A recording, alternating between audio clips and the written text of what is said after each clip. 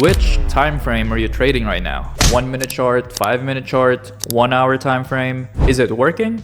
More importantly, are you making money off of it?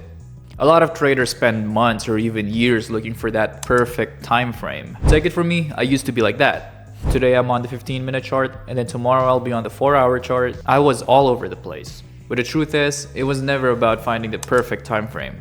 It's about using the right time frames together. In this video, I'll show you exactly how to structure your chart so that you stop guessing direction and to start trading with proper confluence.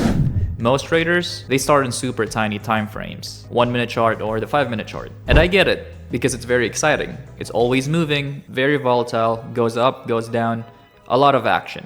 But there's a huge problem with trading only small time frames. They don't tell you the full story and the bigger picture. All of it is just noise. Let me give you an example. Imagine price breaks low on the 5-minute chart.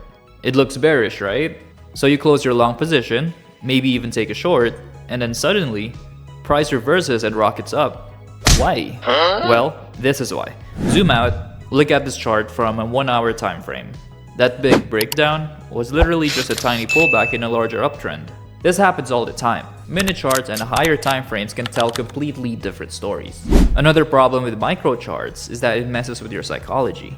A tiny move can feel so massive. A small pullback can feel like the start of a crash. And this causes you to start panicking. You overreact, you exit early, and then you start making a bunch of small losses. And over time, those small losses will accumulate into, who knows, quite a lot of losses. Don't get me wrong, it isn't that 1-minute charts are useless. They have their own purpose. But they are not meant to show you direction. They are meant for precision entries. Direction comes from the bigger time frames. Entries come from lower time frames. What do I mean by this? Well, essentially, higher time frames give you direction. Lower time frames give you execution. That's it. Pretty simple. So here's a simple framework most experienced traders follow. The 1-day chart shows the overall trend. The 1 to 4-hour chart shows confirmation of that trend and emphasizes structure. The 15 to 30-minute chart helps you to look out for potential entries. And finally, the 1 to 5-minute chart, they help you snipe that entry. Think of it like zooming in on a map. The daily chart shows the entire country, the hourly chart shows the city, and the 15-minute chart shows the streets. The 1 to 5-minute charts, they show the exact house. If you look at the house, you have no idea which direction the city is going. But if you start with a bigger picture and you zoom in, suddenly everything makes more sense. One thing you need to understand is that a single candle is just a compressed story. A daily candle might look simple. It's just green or red, right?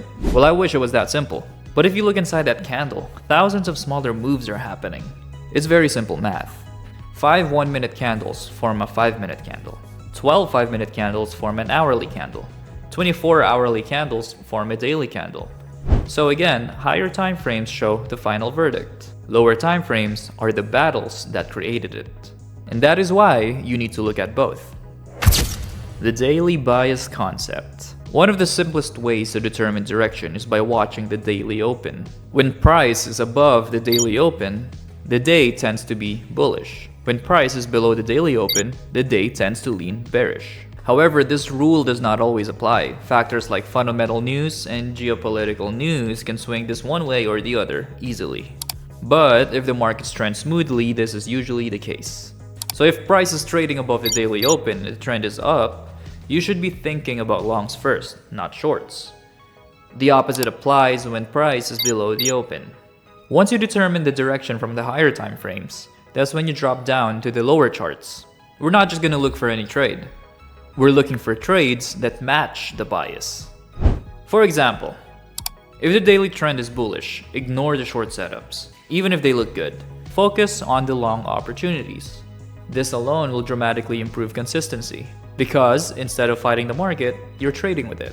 Then after that, you can start using the smaller charts, like the 5-minute chart and the 1-minute chart, to time your entry. That's where patterns, pullbacks, and confirmation come into play. Let's look at another example. Imagine an uptrend on the daily chart.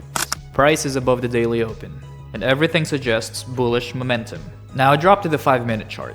You see a pullback forming, maybe a double bottom, maybe a support zone.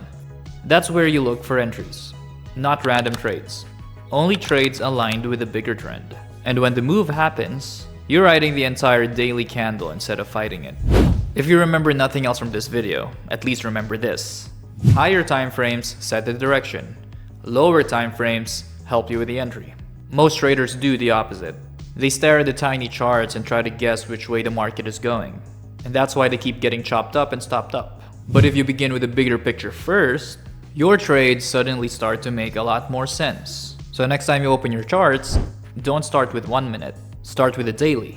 Ask yourself which way the market is going. Then zoom in and find your entries.